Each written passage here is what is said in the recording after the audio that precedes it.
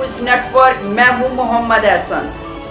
खबर शामिल करते हैं आरिफवाला से। हाफिज़ गुलाम मुस्तफ़ा भट्टू की रिपोर्ट के मुताबिक थाना सिटी आरिफवाला की हदूद में 62 नौजवानों की असलहा के ज़ोर पर गरीब के साथ मुबैना इज्तिमाई बदफाली। मुल्ज़मान बदफाली की वीडियो भी बनाते रहे, फिर जान से मारने और वीडियो वायरल करने की धमकी देकर छोड़ दिया। बावसूख ज़राए से पता चला है कि मुल्ज़मान में अवैस शाह, जो कि पंजाब पुलिस इंस्पेक्टर का बेटा है, जिसकी वजह से थाना सिटी पुलिस कार्रवाई से ग्रेस कर रही है और मुद्दई मुकदमा पर सुलह के लिए मुसलसल दबाव डाल रही है। लवाहिकीन ने निगरान वज़ीर आला पंजाब मोहसिन नकवी, IG पंजाब RPO साहिवाल और DPO पाकपतन से इंसाफ के लिए फौरी नोटिस और ज़िम्मेदारान के खिलाफ कार्रवाई का मुतालबा किया है। मेरा नाम समीउल्लाह सलीम है जी। मेरे वालिद का नाम मोहम्मद सलीम है। मैं गल्ला मंडी आरिफवाला काम करदा जी।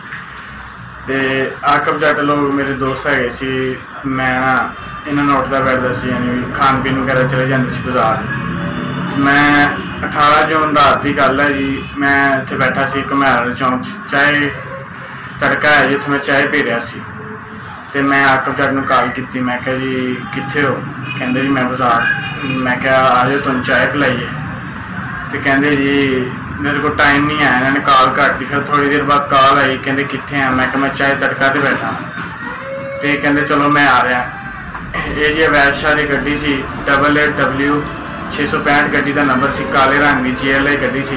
उनके आए ने अवैस शाह से आटो जट से नाल इन्होंने कोल मुंडा सी हसान गांधी, कबूला रोड पर रहिंदा, उन्होंने कैफे आया चाय कैफे बुकला कलोनी च रहिंदा। तो मेरे को आए, मैनू कहते आ जा चलीए बाजार कुछ खान पीन।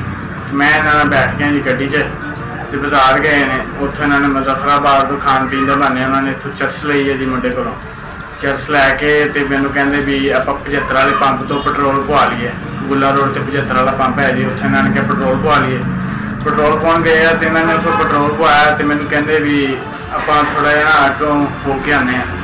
तो अगों इन्होंने जो U-टर्न लैके करिए डेंगू गड्डी मोड़ी ना। तो मैं इन्होंने मना किया उत्थे जाने तो भी मैं नहीं जाना, मैं लेट हो रहा। रात के 12 सवा 12 का टाइम से।